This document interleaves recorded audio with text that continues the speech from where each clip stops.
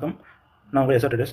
Share பற்றி தொடர்ந்து நம்ம வீடியோஸ் போட்டுருக்கோம். ஸோ இது போல யூஸ்ஃபுல்லான வீடியோஸ் நீங்கள் பார்க்கணும்னா நம்மளுடைய சேனலை லைக் பண்ணுங்கள், சப்ஸ்கிரைப் பண்ணுங்கள், ஃப்ரெண்ட்ஸ்க்கு ஷேர் பண்ணுங்கள். ஸோ இன்றைக்கி நம்ம பார்க்க போகிறது புலிஞ்சர் பேண்ட் அப்படின்ற ஸ்ட்ராட்டஜி பார்க்க போகிறோம். இந்த புலிஞ்சர் பேண்டை வச்சு நம்ம எப்படி பை எடுக்கணும், செல் பண்ணணும் அப்படின்றத பார்க்கலாம். ஸோ இதுக்கு நம்ம பண்ண வேண்டியது ஃபஸ்ட்டு உங்களுடைய ட்ரேடிங் வியூ அக்கௌண்ட் ஓப்பன் பண்ணிங்க. அந்த சார்ட்டில் போய்ட்டு இண்டிகேட்டரில் புலிஞ்சர் பேண்ட் டைப் பண்ணுங்கள். ஓகே, புலிஞ்சர் பேண்ட் கிளிக் பண்ணிட்டீங்கன்னா உங்களுக்கு உங்கள் சார்ட்டில் புலிஞ்சர் பேண்ட் வந்து இந்த ஸ்ட்ராட்டஜி டிஸ்பிளே ஆகிடும். இதில் வந்து பார்த்துட்டிங்கன்னா இந்த புலிஞ்சர் பேண்டில் லோயர் சைடில் இருக்கக்கூடிய இந்த க்ரீன் கலர் பேண்ட் வந்து லோயர் பேண்டுன்னு சொல்லுவாங்க. மேலே இருக்கக்கூடிய red colour band upper band அப்படின்னு சொல்லுவாங்க. ஸோ மிடில் இருக்கக்கூடிய இந்த ப்ளூ கலர் பேண்ட் வந்து பேஸ் பேண்ட் அப்படின்னு சொல்லுவாங்க. ஸோ இதை வச்சு நம்ம ட்ரேட் எப்படி இருக்கணும்னு சொல்லிட்டு பார்க்கலாம். இந்த பேண்டில் வந்து எப்போல்லாம் பேண்ட் சார்ட்டில் வந்து கேண்டில்ஸ் வந்து இந்த அப்பர் பேண்டை டச் பண்ணுதோ அப்போல்லாம் நம்ம வந்து செல்லுக்கான ஆப்பர்ச்சுனிட்டியாக பார்க்கணும். ஸோ எப்போல்லாம் இந்த சார்ட் வந்து லோயர் பேண்டை டச் பண்ணுதோ அப்போல்லாம் நம்ம பையிங்கான ஆப்பர்ச்சுனிட்டியாக பார்க்கணும். ஸோ இதை வச்சு நம்ம எப்படி ட்ரேட் இருக்குன்னு பார்க்கலாம். ஸோ இதுக்கு நீங்கள் பண்ண வேண்டியது ஃபஸ்ட்டு புலிஞ்சர் பேண்டை இந்த சார்ட்டில் பின் பண்ணிடுங்க. நெக்ஸ்ட் வந்து 15 மினிட்ஸ்க்கு உங்களுடைய டைம் ஃப்ரேமை சேஞ்ச் பண்ணிவிடுங்க.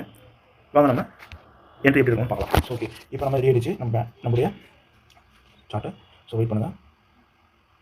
ஓகே, நம்ம ஆல்ரெடி சொன்ன மாதிரி பார்த்துட்டிங்கன்னா இந்த இடத்துல பேண்ட் வந்து லோயர் பேண்டை டச் பண்ணியிருக்கு சார்ட்டு. ஸோ இப்போ வந்து நம்ம பையிங்கான ஆப்பர்ச்சுனிட்டியை அதை எடுத்துக்கிட்டு இந்த இடத்துல நம்ம என்ட்ரி எடுக்க போகிறோம். ஸோ என்ட்ரி எடுக்கணும்னா டச் பண்ண உடனே அந்த லோயர் பேண்ட் டச் பண்ண உடனே நம்ம என்ட்ரி எடுத்துலாமா எடுக்கக்கூடாது. பையிங்கான ப்ராப்பரான சிக்னல் கிடைக்கும், அது வரைக்கும் வெயிட் பண்ணணும். என்ன பொறுத்த வரைக்கும் நம்ம ப்ராஃபிட் புக் பண்ணுறது கம்மியாக இருந்துச்சுனாலும் லாஸ் பண்ணக்கூடாதுன்றது தான் என்னுடைய ஆம்பிஷன். ஸோ இப்போ வந்து பார்த்தீங்கன்னா நான் என்ன பண்ண போகிறேன்னா இந்த பேண்ட் வித்தை டச் பண்ணுறதை தாண்டி கீழே பேண்ட் லோயர் பேண்ட் டச் பண்ணதுக்கப்புறமா அந்த மிடில் பேண்ட் டச் பண்ணுறதுக்காக நான் வெயிட் பண்ண போகிறேன். அதை க்ளோஸ் வச்சா மட்டும் தான் நான் என்ட்ரி எடுக்கலாம் பிளான் பண்ணியிருக்கேன். வாங்க நம்ம மார்க்கெட் என்ன பண்ணுறது பார்ப்போம். Okay, it's going good. இப்போ என்னுடைய ரூல்ஸ் படி வந்து பார்த்தீங்கன்னா மிடில் பேஸை வந்து மார்க்கெட் வந்து க்ளோஸ் வச்சு ஓகே, ஸ்டாப் லாஸ் வந்துட்டு நம்ம இந்த க்ரீன் கேண்டிலுக்கு கீழே வச்சுக்கலாம். ஸோ ப்ராஃபிட் வந்து நமக்கு 1:2 இல்லை 1.5 வச்சுக்கலாம். நம்ம என்ட்ரி என்ன நடக்குதுன்னு பார்ப்போம். ஸோ ஆல்மோஸ்ட் நம்மளுடைய டார்கெட் ஹிட் ஆகிடுச்சு. குட். இப்போ வந்து பார்த்துட்டிங்கன்னா நம்ம மிடில் பேண்டை வந்து டச் பண்ணி க்ளோஸ் பண்ணதுக்கப்புறமா நெக்ஸ்ட் கேண்டில் தான் நம்ம என்ட்ரி எடுத்துருக்கோம். ஸோ நம்ம வச்சிருக்கிற ப்ராஃபிட் வந்து 1:5 அப்படின்ற ரேஷியோவில் வச்சிருக்கோம். ஸோ இப்போ வந்து மார்க்கெட் வந்து அப்பர் பேண்டை டச் பண்ணிடுச்சு. இப்போ அப்பர் பேண்டை டச் பண்ண உடனே நம்ம செல்லுக்கான ஆப்பர்ச்சுனிட்டியாக எடுத்துக்கலாம். இருந்தாலும் நான் என்ன பண்ணுறேன், சேஃப்டி சைடுக்காக மிடில் பேண்டை டச் பண்ணுறதுக்காக மார்க்கெட் வெயிட் பண்ணுறேன். ஓகே, இப்போ பார்த்துட்டிங்கன்னா மிடில் பேண்ட் கீழே வந்து க்ளோஸ் வச்சிருச்சு மார்க்கெட். இந்த இடத்துல நான் வந்து செல் எடுக்க போகிறேன்.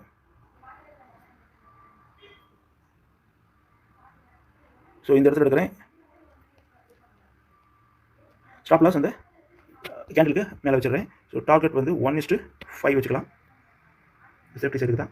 Okay, good. இப்போ மார்க்கெட் என்ன பண்ணுதுன்னு பார்ப்போம்.